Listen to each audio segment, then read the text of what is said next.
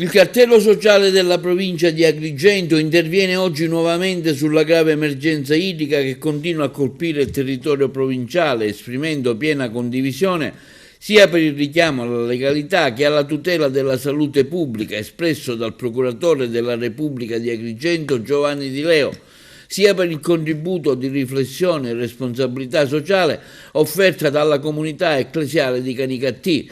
Le parole del procuratore Di Leo, si legge nella nota del cartello sociale di Agrigento, rappresentano un importante rispetto delle regole, alla tutela, alla salute pubblica e alla necessità di contrastare fenomeni di abusivismo, approvvigionamento incontrollato dell'acqua che rischiano di mettere in pericolo l'intera collettività. Allo stesso tempo il cartello sociale di Agrigento ritiene particolarmente significativo il contributo della comunità ecclesiale di Canicattì, che ha richiamato l'attenzione sulla necessità di coniugare legalità, solidarietà e tutela delle fasce più fragili della popolazione. Condividiamo pienamente, prosegue il documento del cartello sociale, l'idea che la legalità debba sempre accompagnarsi alla tutela della dignità umana. In una fase così delicata occorre evitare che le famiglie, anziani, le persone fragili, i cittadini in difficoltà restino privi di un bene essenziale come l'acqua. Per questo il cartello sociale di Agrigento ribadisce la necessità che sotto la vigilanza dell'AICA e dei sindaci vengano individuati strumenti straordinari e temporanei capaci di garantire l'approvvigionamento idrico nelle situazioni di reale necessità, prevedendo percorsi di regolarizzazione entro tempi certi e nel pieno rispetto delle norme.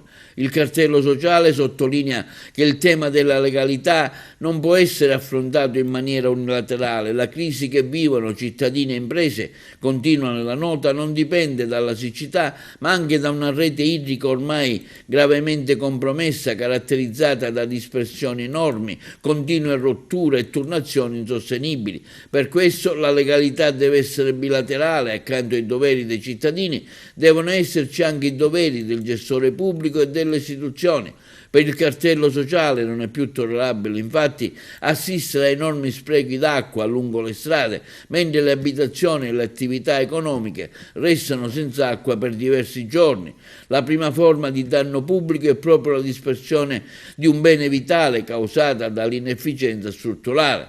Nel documento il cartello sociale chiede un piano straordinario di manutenzione e riparazione delle perdite con cronoprogrammi pubblici e verificabili, maggiore trasparenza sui disservizi e sugli interventi programmati, un patto di corresponsabilità tra i cittadini, l'AICA e le istituzioni, fondato sui diritti e doveri reciproci. Il cartello sociale richiama inoltre l'attenzione su un'ulteriore criticità presente in alcune aree della provincia, in territori ancora privi della rete fognaria pubblica. Evidenzia la nota, continuano a essere richiesti contratti o tariffe riferiti a servizi inesistenti. È una situazione che le comunità locali percepiscono come profondamente ingiusta e che merita un immediato approfondimento istituzionale. Le comunità agrigentine, conclude il comunicato del cartello sociale, chiedono pertanto legalità, ma anche efficienza, giustizia e rispetto della dignità delle persone. Solo attraverso responsabilità condivisa, investimenti concreti e collaborazione istituzionale sarà infatti possibile affrontare un'emergenza che non può essere gestita esclusivamente in termini emergenziali.